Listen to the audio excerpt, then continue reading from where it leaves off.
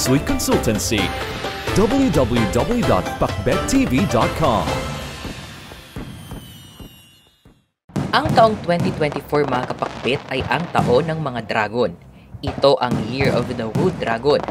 Pero ang tanong at madalas nating iniisip ay ano kaya ang magiging kapalaran natin para sa 2024? Para masagot yan mga kapakbet, ito ay nakasulat at nakapaloob sa Chinese Horoscope 2024. Makikita dito ang mga pwede nating asahan na maaaring mangyari sa ating career, health, love at wealth. Maaaring may mga zodiac signs na siswertihin, nasa gitna o hindi naman kaya ay mamalasin. Alin kaya ang sa iyo, kapakbet? Pero gayon pa man, asahan na ang 2024 ay magiging powerful, successful, transformative at puno ng karunungan dahil namamayagpag ang mga dragon. Ito ay magsisimula sa February 10, 2024 hanggang January 28, 2025. Asahan din na mas malakas ang inyong natural characteristics at magbibigay ito ng mga positibong pagbabago sa inyo. Kaya naman, huwag na natin pang patagalin ito mga kapakbet. Alamin na natin kung ano ang kapalaran mo ngayong Year of the Wood Dragon 2024. Year of the Dog. Para sa mga dog mga kapakbet, magkakaroon ng tiwala sa sarili ngayong Year of the Wood Dragon 2024 dahil ang taong ito ay mapupuno ng mga magagandang biyaya para sa inyo. Panatilihin ang pagkakaroon ng positive mind at huwag alisin ang focus sa inyong goals sa buhay mga kapakbet. Career Horoscope. Mag-abang-abang ka dahil maaaring may lilitaw na bagong trabaho o hindi naman kaya ay work promotion. Para sa mga dog na naghahanap pa ng kanilang trabaho sa susunod na taon, mainam kung mag-job hunting kayo sa first quarter ng 2024 dahil magiging pabor ito sa inyo. Ayusin nyo lang ang resume nyo para maganda ang simula. Para naman sa mga may trabaho na, ito ang taon na ang talento at kasanayan nyo ay makikita ng iba. Magkaroon ng teamwork mga kapakbet.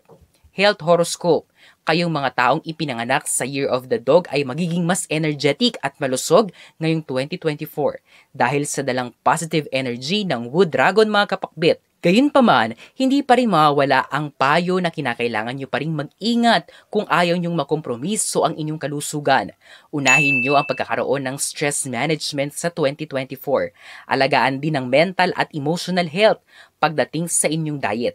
Kumain ng mga malulusog na pagkain. Stay hydrated din mga kapakbet. Love Horoscope. Para sa mga single na dog mga kapakbet, ang unang mga buwan ng year 2024 ay magbibigay sa inyo ng oportunidad. Kaya naman, panatilihing nakabukas ang puso para sa mga bagong ganap na maaaring makatulong upang mahanap mo ang iyong dawan. At para sa mga may karelasyon at may asawa na, mas magiging malalim pa ang samahan nyo. Ngunit, pagdating sa mga huling buwan ng 2024, kayo ay magkakaroon ng hindi pagkakaintindihan. Kaya, alagaan ang pagmamahala na meron kayo. Wealth Horoscope. Ang taong 2024 ay humihingi ng karagdagang pagsisikap sa parte nyo mga kapakbet.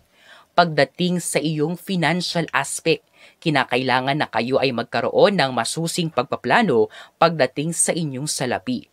Mas mainam kung kayo'y magkakaroon ng disiplina at wise decision making sa lahat ng mga gagastusin sa 2024. Sa first quarter ng 2024, magkakaroon kayo ng financial fluctuations, pagtaas at pagbaba ng inyong pera. At para naman sa mga natitirang buwan, dito nalalabas ang mga magagandang oportunidad na makakatulong upang makagawa kayo ng financial stability at growth. Ano ang prediksyon at hula sa kapalaran mo ngayong 2024 kapakbet?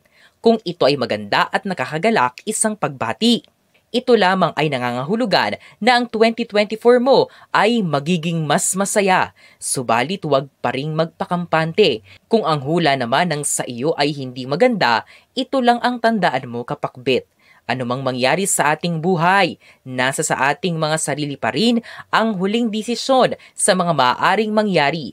Kaya naman, nawa tayong lahat ay maging successful ngayong Year of the Wood Dragon mga kapakbet. Ang mga interpretasyong ito ay pawang gabay lamang. Nasa sa atin pa rin ang desisyon at tayo pa rin mismo ang may hawak ng ating kapalaran.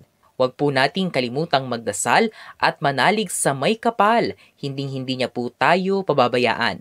Huwag kalimutang mag-subscribe, i-like at i-share ang videong ito sa inyong kapamilya at kaibigan. Maraming salamat sa panonood, mga kapakbit!